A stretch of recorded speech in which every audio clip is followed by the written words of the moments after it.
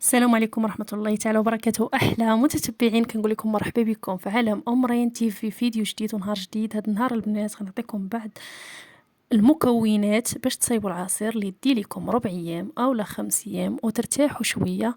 المهم البنات عندي هنا 10 كيلو ديال الليمون. خديت البنات من عند مول بيكو اللي كيكون في الطريق. الليمون زوين يلاه تيكون هذاك جاني. مول بيكو اللي كيكون في الطريق كيكون البنات يلاه جاني كيكون الليمون زوين.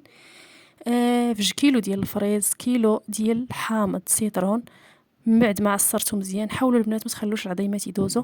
كيلو ديال خيزو حتى هو مطحون مزيان، مسلوق اولا مزيان وعاد مطحون مزيان. المهم البنات السكر على حسب. داك الحامض البنات راه ما تخافوش من العصير الا بقى في فريغو، داك الحامض هو اللي كيحافظ عليه. صافي البنات هادو هما المكونات عطاوني هاد القدر كامل. ونهناو البنات بالايام، يعني ما حنا ما مديورينش الكوزينه نبقاو واقفين. المهم شاركت معكم العصير ديالي، نتمنى يعجبكم. ما تنساوش اللايكات، الاشتراكات، بارطاج مع العائله. تهلاو ليا في راسكم، شي كومونتير زوين يجي من عندكم.